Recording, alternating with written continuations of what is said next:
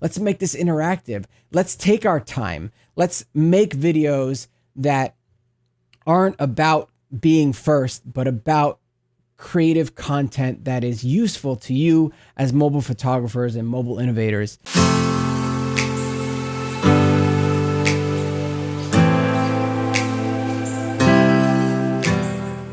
Hey everyone, this is Tristan from Tristan Pope Photography and craftingworlds.com, and today I am here to flex on you the iPhone 12 and the iPhone 12 Pro early. No, seriously, I'm not here to flex on you. I just want to make this video because I want you to know that I have these phones. It's that time of year where we start to get all the new smartphones, the iPhones, the Pixels, all that stuff. And we start to push the cameras and we start to innovate with the mobile photography and the videography. And we start to show that to you and show you how far we can push these cameras and how powerful these things in your pocket can be. And I'm super excited about it. But I don't want us to get lost in the noise that is these releases. So when a new device releases every year, you know, there's just that group of people that make their videos and they push them out, and it's almost like a formulaic thing. Last year, we did a night shoot and we did a day shoot for the 11 Pro for release, which will be this Friday. And we pushed it out before that Friday, and we didn't even sleep. We just went 48 hours, no sleep, and we pushed out 2 awesome videos. But we're not a huge channel, and I feel like our interaction with myself and you all as my subscribers is more of an interactive one. And so I wanted to give us time to breathe, and I didn't want us to get lost in that noise of new release hype. So you know I'm not going to unbox these. I'm not going to go through all the little details, but I am going to push the cameras to the furthest ability that there is. And I get so excited about it. Like, I love the fact that we can innovate with mobile technology. I love the fact that if we get stuck, you know, we get to overcome it with creativity. There's just so much that I enjoy about this. So this year, considering COVID, which already increases production time, I want to take things slower. I want to enjoy the process more. I think it's good for me. I think it's good for you. I think it's good for the channel. We're not trying to be the first. We're making sort of a timeless creative video where anyone can come and look at this at any time, you know, during the holiday seasons, or be it right after we release it, you know, closer to the release date, and they can see the potential that is the iPhone 12 and the iPhone 12 Pro cameras. And that to me is important, is that we make a video that somebody can come and see at any time in their point in their journey in mobile photography or mobile videography, and it can be applicable to them. And so we're going to take our time.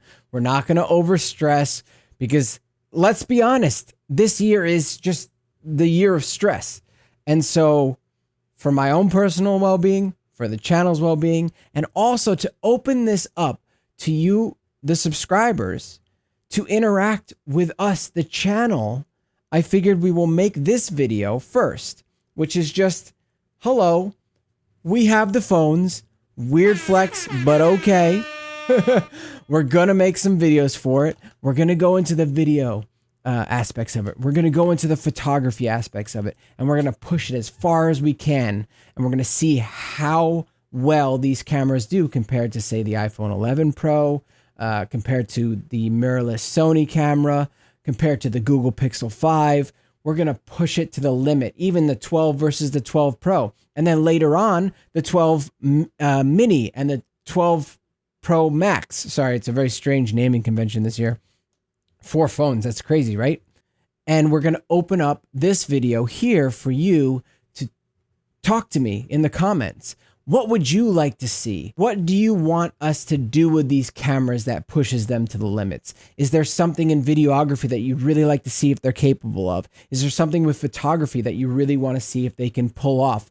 Like the new features on the Pro with the night sight portrait mode, or the selfie portrait mode, or all of the lenses getting night mode, or the fact that we have new settings. There's all these new settings in the camera itself. I've been digging into here, And I found that we have new toggles. So for record video, we have a toggle for HDR video, which is the Dolby Vision.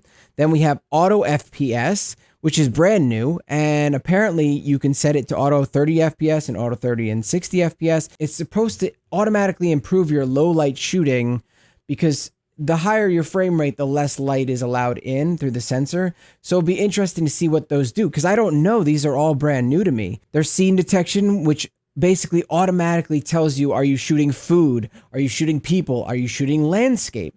Then there's a lens correction for the ultra wide lenses and for the selfie ultra wide lens. So like if you're in the corner of a selfie, your face doesn't get distorted. Or if you're shooting architecture, the wall doesn't get distorted and it straightens itself out. Stuff that you would normally do in Lightroom or you would do it in post-processing, it's doing it in the camera. And then you can turn it off so you can still get that crazy distorted angle if you really want it. Oh, and then if you go into preserve settings, you have creative controls toggle, an exposure adjustment toggle, which is probably the most interesting. And this is what it's going to look like in the camera. So if you click up top here, you have an exposure that locks. See on the bottom here, I'm dragging this and it locks. And I can go ahead and focus on things, whatever I want, and it's going to keep that locked. Now that is really cool. And then you also have your, your normal exposure locking by holding and then dragging this. But that one keeps it locked. So like, see how when I'm focusing on different aspects, it changes the exposure. The ability to lock the exposure, very cool. And then you even have the ability to remember settings such as, the different presets. And when you have one set in the upper right, it shows up. So you can just click it and you can go back and you can turn it off. So there's a lot of new settings in this and a lot of cool features that I feel are going to really enhance what this camera can do and what this camera is capable of. And some features you'll find in the 11 Pro and some features you won't, especially that night sight portrait mode and being able to use all the lenses with night sight. That I'm really looking forward to. So that's probably one of the most exciting things. Plus, you can use night sight in time lapse. Oh, so I'm really interested in seeing what happens if you time lapse from daytime through nighttime into morning time. That's going to be really cool. So the general idea is that we're going to compare the 12 to the 12 Pro, what you're getting, what you're not getting, what's the difference, what isn't the difference. We're also going to go for the application versus the spec sheets. The 11 Pro is a fantastic camera. I think it's the camera to beat. Last year, it was absolutely the #1 smartphone camera on my list. I think it's out of this world good.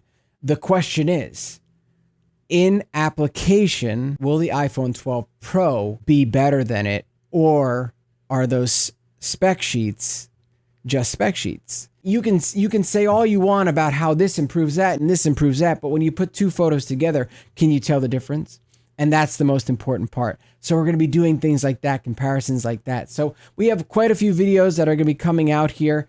Hit the subscribe button, hit the little bell notification, comment down below if you want to see anything in those videos, if you have any questions that we're going to, that we can incorporate into those videos. Let's make this interactive. Let's take our time. Let's make videos that aren't about being first, but about creative content that is useful to you as mobile photographers and mobile innovators. Sometimes we get lost in the noise, right? And this year I want to take a step back, breathe, and enjoy what I really enjoy doing, which is using these pocket cameras, these smartphones, and do what I really love to do, which is just go out and play and go out with expectations that are unknown. When I go out with my Sony mirrorless, I know what I'm going into. I know what lighting I need to bring. I know what lenses I'm going to bring.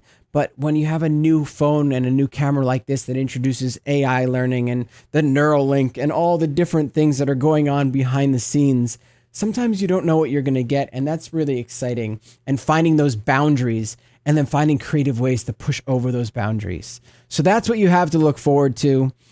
I hope you stick around. I hope you subscribe. And if you already subscribed, thank you.